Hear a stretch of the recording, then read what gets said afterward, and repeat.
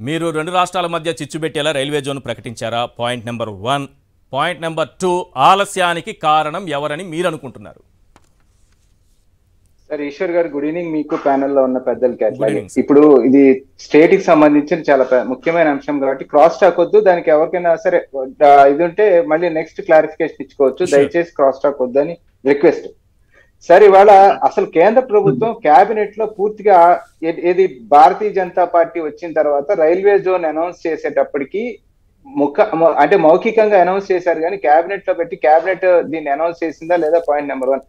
ఆస్తులు, దానికి బిల్డింగ్లు, ఇవన్నీ కన్స్ట్రక్షన్ లేదు కదా. దానికి సంబంధించి ఏమన్నా ఫండ్స్ అలకాట్ చేశారా? లేదు కదా. ఫండ్స్ అలాట్ చేశారు కానీ రిలీజ్ చేసింది 1 కోటి రూపాయలు. దాంట్లో కూడా మళ్ళీ 10 లక్షలు ఖర్చు అయింది. 107 కోట్లు పెట్టింది 10 లక్షలు. అదే సార్, 1 కోటి రూపాయలు అలాట్ చేశారు, 10 లక్షలు ఖర్చు పెట్టారు అన్నప్పుడు చిత్తశుద్ధి అర్థం అవుతుంది కదా. తర్వాత ఇక్కడ ల్యాండ్ వచ్చిందా రాలేదా? మీరు జోన్ కేబినెట్ అనౌన్స్ చేసిన తర్వాత ఇట్స్ కంటిన్యూస్ ప్రాసెస్ లో సెంట్రల్ గవర్నమెంట్ ఏదైనా ఒక ప్రాజెక్ట్ తీసుకున్నప్పుడు దానికి టైం బట్టే అవకాశమే ఉంటుంది. కానీ మంత్రి తప్పించుకునే సమాధానం చెప్పడం అనేది ఎంతవరకు సమంజసం అనేది ఆలోచించాల్సిన విషయం. తర్వాత నిజంగా చిత్తశుద్ధి ఉండి ఇవ్వాలి అనుకున్నప్పుడు ఇప్పుడు మీరు దాంట్లో క్లియర్ గా చదివారు, ఏది రైల్వే జోన్ అనేది చట్టంలో పెట్టి దాన్ని ఈ స్టేట్ కి ఇవ్వాలి అన్నప్పుడు ఆ పార్లమెంట్ లో చట్టం పాస్ చేసిన తర్వాత ఇవాళ ఉన్న ప్రభుత్వాన్ని మనం ప్రశ్నిస్తామా? 14లో ఉన్న రమేష్ నాయుడు గారు మీ ఆడియో మ్యూట్ లో ఉంది సార్. మీ ఆడియో మ్యూట్ లో ఉంది రమేష్ నాయుడు గారు. మీరు కంటిన్యూ చేయండి సార్, ప్లీజ్. రామకృష్ణ గారు మీరు కంటిన్యూ చేయండి సార్. ఒక్క పదం కూడా భారతీయ జనతా పార్టీ గురించి మాట్లాడకుండా ఇంకా 2014లో మనం కాంగ్రెస్ పార్టీ గురించి మాట్లాడుకుంటామంటే ప్రయోజనం లేదు. ఇవాళ వాల్టేర్ డివిజన్ కావచ్చు, లేకపోతే కిరండల్ రైల్వే లైన్ కానీ ఇవన్నీ తప్పిచ్చిన తర్వాత కాంగ్రెస్ పార్టీ దాన్ని ప్రశ్నించింది. మీరు మోసం చేశారు, ఇది కాదు మేము చెప్పిన రైల్వే జోను, మీరు మోసం చేశారని మాట్లాడిన తర్వాత దాన్ని స్ఫూర్తిగా సాధించలేని పరిస్థితిలో ఇవ్వని భారతీయ జనతా పార్టీని ప్రశ్నించలేని ఈ ప్రాంతీయ పార్టీలు, ఇవ్వని భారతీయ జనతా పార్టీని ప్రశ్నించలేని ఈ ప్రాంతీయ పార్టీలు.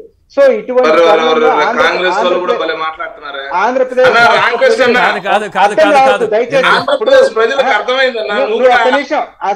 సార్ ఆయన అడ్డం రావద్దు. ఆయన ఎంత తర్వాత మమ్మల్ని గురించి మాట్లాడినా నేను వింటాను, మళ్ళీ కూల్ గా సమాధానం చెప్తాను. సో అటువంటి తరుణంలో భారతీయ జనతా పార్టీ ఈ రాష్ట్రానికి ఇంత ద్రోహం చేస్తా ఉన్నప్పుడు ఖచ్చితంగా ప్రశ్నించాల్సింది భారతీయ జనతా పార్టీని. భూములు ఇవాళకైతే రేపు వస్తాయి. మీరు చేయాల్సిన కార్యక్రమాన్ని మీరు ఏం చేశారు అంటే తను పక్కని తప్పించుకొని విషయాన్ని పక్కకు నెట్టే ఒక కార్యక్రమాన్ని కేంద్ర ప్రభుత్వం చేస్తా ఉన్నప్పుడు ఈ రాష్ట్రానికి వారికి ఎంత ప్రేమ ఉంది అనేది మనకు అర్థం కదా.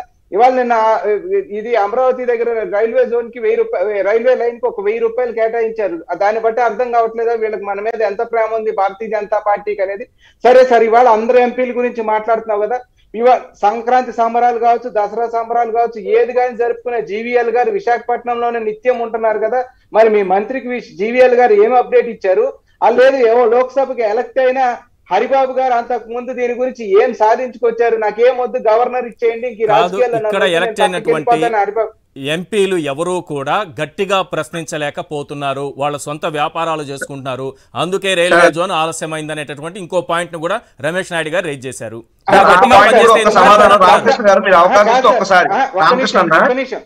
చట్టంలో చాలా స్పష్టంగా ఈ 10 ఏళ్లలో ఈ మొత్తం కూడా కంప్లీట్ అవ్వాలి. నరేంద్ర మోడీ గారు చెప్పింది ఏమి?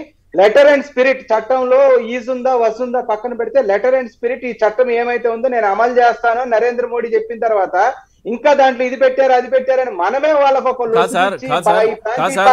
మీరు కూడా చాలా సింపుల్ గా తప్పించుకుంటున్నారేమో అని అనిపిస్తోంది. ఈజ్ పెట్టామా, షల్ పెట్టామా, బిల్ పెట్టామా, మే పెట్టామా, అది లేకుండా అమలు చేయాలంటున్నారు కాదు. వారు అన్నమాట ఏంటంటే, బీజేపీ నాయకులు అన్నమాట ఏంటంటే, ఇది చట్టంలో పెట్టిన దాన్ని ఎవరు అడగాల్సిన పని లేదు, బాధ్యత కేంద్రం బాధ్యత చట్టంలో ఉన్న తర్వాత. ఇది మేనిఫెస్టో లాగే అమలు కావచ్చు కాకపోవచ్చు అన్నట్టుగా మాట్లాడుతున్నారు. కానీ నేను క్లియర్ గా ఒక మాట మిమ్మల్ని కూడా నేను ప్రశ్నించాలి సార్, మిమ్మల్ని కూడా ప్రశ్నించాలి. దయచేసి ఒక చిన్న క్వశ్చన్. మీరు చట్టంలో పెట్టిన దాన్ని నేను చదివి వినిపిస్తున్నా. నేనేమి కొత్తగా కల్పించుకొని ఏం చెప్పట్లేదు. Indian railways shall within 6 months from the appointed day examine establishing a new railway zone in the successor state of Andhra Pradesh and take an expeditious decision thereon. అంటే ఇది ఎగ్జామిన్ చేయడానికి తప్పనిసరిగా 6 నెలల్లోపు అపాయింట్ డే నుంచి examine చేయడానికి ప్రయత్నం చేయాలనేది ఇక్కడ క్లియర్గా ఉంది సార్. మీరు ఎక్కడ రైల్వే జోన్ ఇవ్వమని చెప్పలేదు, ఎగ్జామిన్ చేయమని. ఎగ్జామిన్ తప్పనిసరిగా దీనికోసం ఒక ఎగ్జామిన్ చేయమని. ఎగ్జామిన్ అండ్ ఎక్స్పిడేట్ అంటే మీనింగ్ ఏంటండి? ఎక్స్పిడేట్ అంటే మీనింగ్ చెప్పండి నాకు. తక్షణమే, వెంటనే. అంటే ఒక చట్టం చేసి ఇచ్చి దాంట్లో ఉన్న అంశాన్ని మనకి ఇస్తున్నప్పుడు, మీరు స్టాండింగ్ కమిటీ చైర్మన్ గా విజయసాయి రెడ్డి గారు ఉన్నప్పుడు మొన్న ఈ మధ్యనే పార్లమెంట్ లో మాట్లాడుతూ ఆయన కూడా special category status shall be given to the state of Andhra Pradesh అంటే పార్లమెంట్ భాష అలాగే ఉంటది. మనం ఇక్కడ గ్రామటికల్ మిస్టేక్స్ కాదు సార్.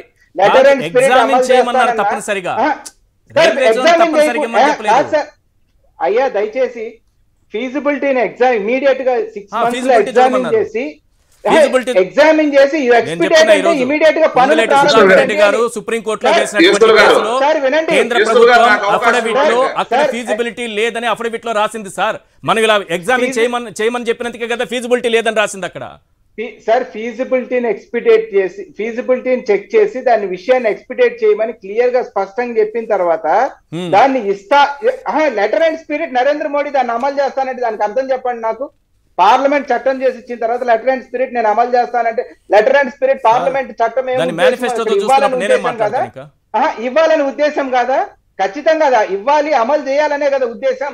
తర్వాత ఇందాక రాఘవ్ మన తిని మాట్లాడుతూ వైసీపీ ప్రతినిధి మాట్లాడుతూ మీరు కూడా అన్నారు ఏది స్పెషల్ కేటగిరీ స్టేటస్ విషయంకి వచ్చేటప్పుడు, స్పెషల్ కేటగిరీ స్టేటస్ ని కేబినెట్ నిర్ణయం చేసి ప్లానింగ్ కమిషన్ దగ్గరికి పంపించిన తర్వాత ఇవాళ మీది నాది ఎవరి మాటలు దయచేసి వద్దు. అసెంబ్లీలో జగన్మోహన్ రెడ్డి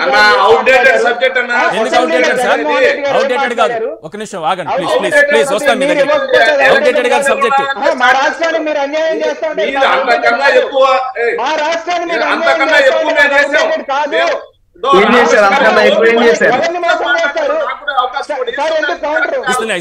మౌనంగా కూర్చోబెట్టి మీరు ఇష్టం వచ్చినట్టు తిట్టిస్తారంటే ఎట్లా సాధ్యం? ఎవరు తిట్టలేదు సార్, మీరే అందరినీ తిట్టేశారు. హోదా అవలంబించినటువంటి రాష్ట్రాలు ఏ ప్రజల యొక్క ప్రయోజనాలు తీరలేదు, జీవన ప్రమాణాలు మెరుగుపడలేదు. ఆ రాష్ట్రాలకు ప్రత్యేక హోదా ఉంది కాబట్టి ఇండస్ట్రీస్ రాలేదు. ఈ రోజు ఆంధ్రప్రదేశ్ కి ప్రత్యేక హోదా అనేది లేకపోయినా కూడా ఇండస్ట్రీస్ వచ్చాయి. మరి ఎందుకు సహకారం ఏదైతే ఉందో దాని కారణంగా గవర్నమెంట్